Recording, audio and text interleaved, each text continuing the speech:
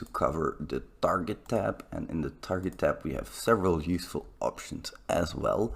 In here, this in my opinion is one of the most useful tabs that you have. We're going to start with this sitemap in here. Now this sitemap, we saw these tasks in here. This live passive crawl from proxy all traffic. This is the one that's going to fill up your sitemap. So when you're browsing, you're going to get a proxy, you're going to get traffic in here, and your sitemap is going to be filled up by this specific task. If you have it off, it's not going to fill your sitemap up. So that's going to be a problem. If you don't see anything in here, it might be either your scope is being set incorrectly or that the task is just not running. That's happened to me before. Now, if the task is paused, don't worry, those executions, those requests are not going to get lost. As soon as you unpause the task, it's going to add them to the sitemap in here. Real quick for the filtering, this has some really cool stuff in here. You've probably seen this before. You can show only your parameterized requests. This is something really useful. This is what I care about. I don't care about static requests. This is what I usually follow up on because I'm an API hacker. I love doing API requests, and those are usually going to be parameterized if I can make any impact on them. Now I can also filter by MIME type. For example, if I only want to see JavaScripts, that's possible. I can just select scripts in here. If I only want to see HTML files, if I only want to see XML files, etc. You guys know the drill. You can select whatever you want in here.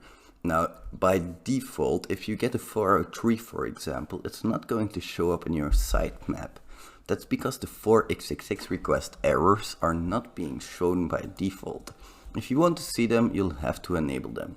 Don't worry, they're not gone, but this is done because 404 is also a 4xx status code, and 404 means not found. So you're going to possibly have a lot of those in there, especially if you've been running some tools against your target and it's been returning a lot of 404s.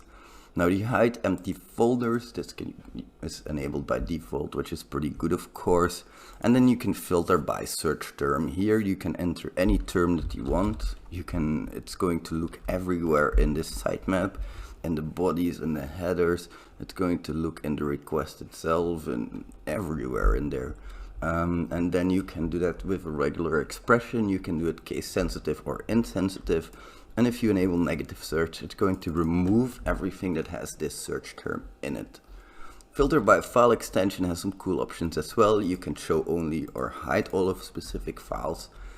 If you want to find all of the JavaScript files, really easy to do. There we go, I found all of the JavaScript files.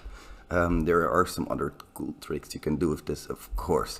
And then you can filter by annotation, which you can show only the commented items or show only the highlighted items for. And this is really cool because if you click on a request for, oh wow, I've removed quite a lot of them now. Apparently, let's remove there we go. So if we right click on this request, for example, we have the scan option. We can do that to one request. We can do that to a complete host in here. We can do it to a specific subfolder. There are a lot of different things that we can actually scan. We can right click it, and if we do that, we have a new option in here, which is audit selected items.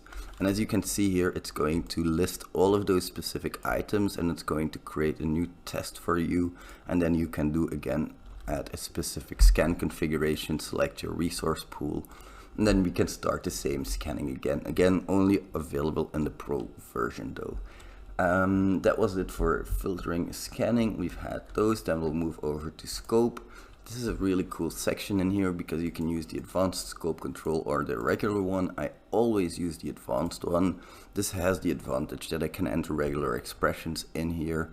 I usually enter part of my host, like in here, ferretshop.herokuapp.com, and if there are specific subdomains that are out of scope, you can add them to the exclude from scope section in here. HackerOne has some really useful things that you can do to export that configuration file for Burp for their whole scope and all of that stuff. So you can definitely check that out. It's going to be in the PDF that's also in the course. As for the issue definitions, This is not going to be as useful. This is just a list of all of the specific issues that can happen